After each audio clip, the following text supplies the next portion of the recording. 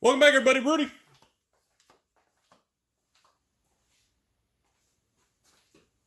Alpha Investments. Welcome back.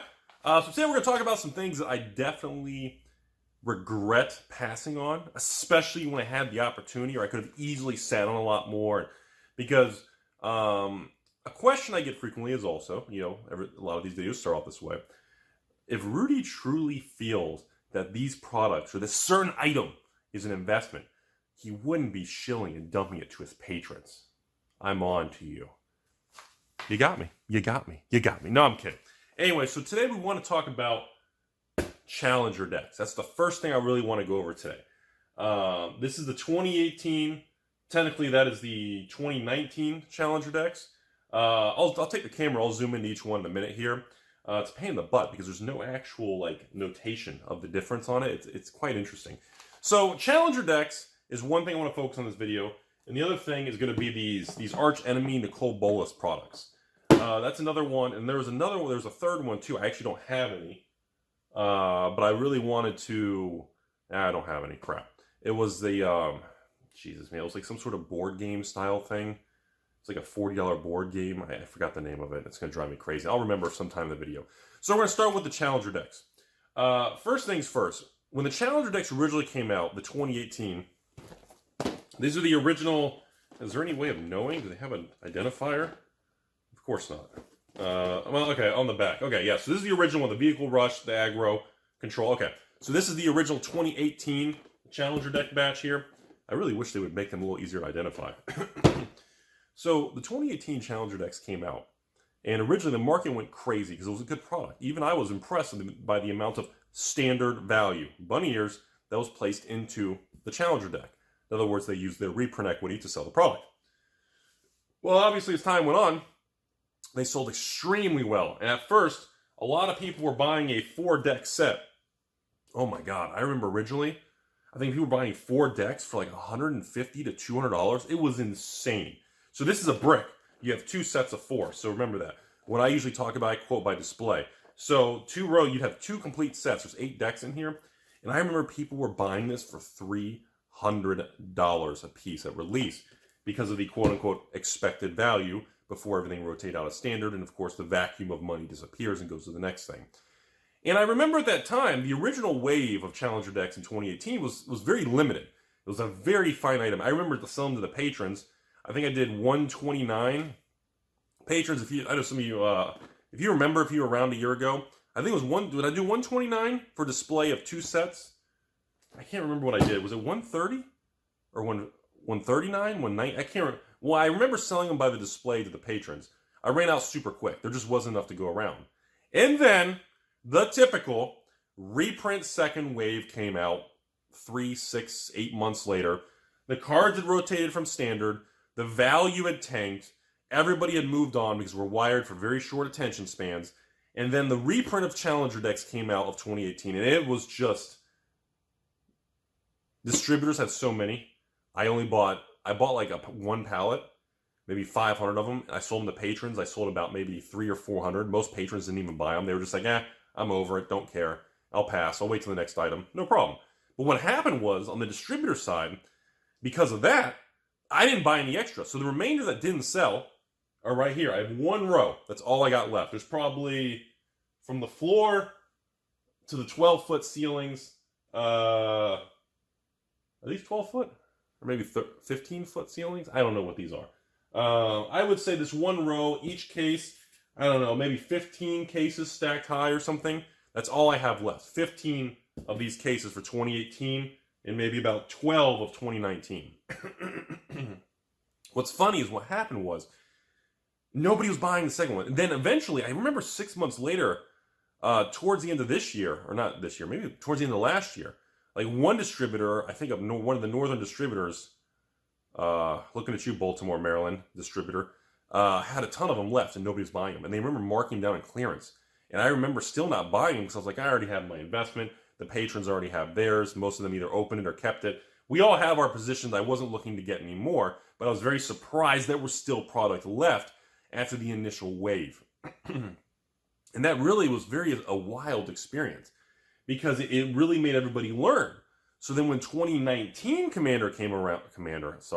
when 2019 Challenger decks came around, everybody was way more skeptical. The print runs were tighter. People were more nervous. But sure enough, the first wave was announced. I sold them to patrons. I don't remember what the price was. You guys can quote below, 120s, 130s for a display, which is 8 decks, 2 sets or something. And then everybody bought them. It was great. Ran out, no problems. And then, of course, months later, the reprint wave, the one, because this is just like Command. For some reason, bulkier products like these, WotC still maintains what like to call the initial print run, which is always more conservative because they don't want to hose it to screw up the system. And then you have that second final big wave based on the first one's reaction. You always have the 1-2 punch for Commander, for Challengers, for Archenemies, for any of these specialty products that are not standard booster boxes. Yeah, so that's the way it is. So on the 2019 Challenger deck set, it was funky because the second wave came and nobody touched it. Like, I think I barely ordered any. I told the patrons, I was like, hey, if you guys want to buy more, same price as launch at the beginning. And I honestly,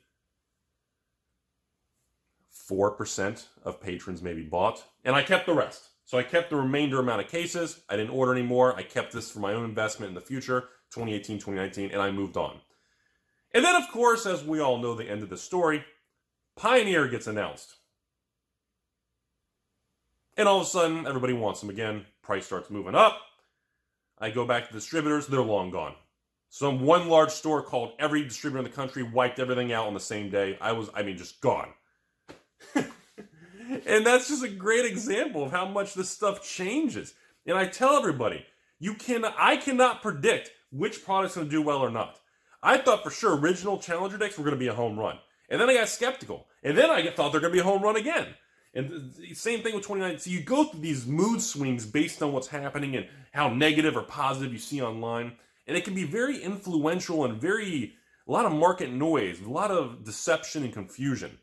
And it's funny because even I get it wrong on these products. And like I said, in addition to that, let's talk about this next, okay? Actually, let me show you guys the boxes. I want to show you guys that real quick. I think you guys will appreciate that. Let me grab this. I want to show you guys something, okay? So so if you look at these stupid things, you see there's a little date right here, and then that's it. So if you look at the 2019, the only thing you can see is the date that it was printed. These were I don't even know I think these were the reprint dates. I don't even think these were the original launch dates. But for some reason, they left them completely blank. The code number, the C number is a little different. See, 54, 8, and zeros, and then 627. It was really funky. It was a really weird thing. By the way, anybody want to sort? I got thousands of 4 Horsemen sets. I'm trying to sort these bulk. Anyways, so I wanted to share the packaging on that, which became a very confusing thing. Same thing if you go down here with these type of Archenemy. There really wasn't a lot of details on the packaging. All right, so that's really what I wanted to share. Let me put the camera back here. Sorry, I have to edit a little bit. I dropped the camera, sorry. Anyways, the next thing I wanted to go over was a similar thing with these Archenemy Nicobolas, these crazy things. Because this is one of those things at release, it sold amazing. I love the product. The price point was cheap. It had some cool, flavorful things. It was a unique thing with oversized cards, the regular, the Planeswalkers, Nicobolas. And I mean, I sold them because they're so cheap. I remember selling these as, I think they were cases of 4-pack. And I have about like a stack or 2 of these, but I didn't keep a lot of this product. I think I have maybe, of individual boxes, maybe 50 to 100 left. And I remember originally, I think I had like 3,000. And they sold incredibly well. And then what happened was, as time went on, they did the same thing. You had the double step. The second reprint came along with Archenemy, and it just stalled. And what I've been noticing is, to kind of wrap this video up kind of thing, was I've noticed because we have so many more products, after Wizards does this initial shortened hype supply squeeze, when we get the second reprint 6 months later, they never sell well anymore.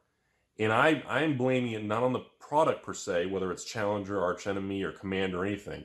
I blame it on because the amount of products. Everybody's moved to the next hype train. Everybody's all aboard and running down the track. And I think what's happening is you're seeing how the market shifts now. So after everybody gets on this hype, guys, secret lair, buy as many as I can buy. Okay, wait, moving on. Okay, what's next? Ikoria, Theros, thing. Oh my God, Theros. And then everybody just kind of jumps, and you knee jerk to the next thing. And I know a lot. It makes a lot. The most common attitude now is that don't sit on any new product because it's useless. It's all Beanie Baby. It's going to go to zero. You know, I've been hearing a lot more of that lately because, you know, oh, if you see Rudy's got thousands of patrons, that means thousands of people are sitting on this. So everybody, that's first of all, that's not true. Most of my patrons don't sit on mountains of sealed product. They just buy because they want to play and open the product. I can tell you that for a fact because they send me pictures of the openings, the pools they get. Most people just want to buy a product at a good price and they just want to open it and have fun on a Friday night. That's really the reality. Don't tell anybody. And then, so because of the amount of products we get, it's rewired all of us, where we kind of have a more tendency nowadays to reject second print runs because we'd rather spend our money to the next thing. And that's been very fascinating. And it's also kind of removed a lot of people from wanting to sit on products because there's just too many products to keep up with and sit on.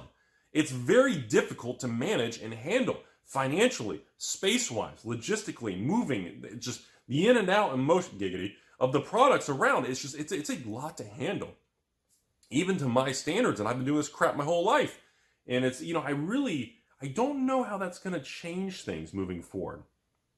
I don't know how that's going to impact the long-term growth or failure or up or down price movements. I don't know, because I don't think Wizards is going to stop doing these second reprint products.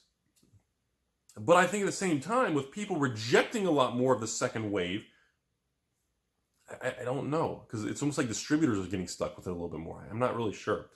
So I wanted the same, like I said, the same thing happened with the Archenemy product, and I regret that. I should have sat on a ton of that product. Same thing with the Challenger decks. I have some left, but the amount I could have had was a huge missed opportunity. And obviously, I expect them to continue with the Challenger decks. I expect them to be a 2020 Challenger deck and moving forward. And I know this is stupid sounding, but once I received that first message a month or so ago about someone saying, "Hey, Rudy, can I buy one challenge? I want to have one of each one, kind of all the Challenger decks to collect the series." I don't know, maybe it was just a Timmy message, but once I saw a message like that, it reminded me of Master Set collecting, From the Vault collecting, Dual Deck Series collecting, Core Set collecting. I mean, it's one of those things where you realize that there may be more of an opportunity than I had wrote off at the beginning. And I didn't put enough time to really appreciating that. And I think the Challenger decks were a really underappreciated thing. We loved them at first, then we hated them as the value left and they were flooded on the market. And now, as we start reflecting as the years go by, it truly makes you wonder, is it going to become a dud or stay a dud? Or is it actually going to go higher? And I really believe, based on the information, I think it has a higher probability of maybe surprising a lot of people. It reminds me of the Archenemy. It reminds me of Commander 2018. It reminds me of certain like core sets and standard products before Pioneer was announced. It's very difficult to predict how this stuff's going to unfold. No matter how confident I am or you all are, none of us really know. We do the best we can. And that's all I really have today. I really wanted to do a video for a while on these Challenger decks. I want to kind of give you all an update on how I feel about it, because it's been such a funky ride with Challenger decks. They're such a taboo product. I think it's just worthy of a video. So, I don't know, I hope you guys learned something. I thought it was pretty cool.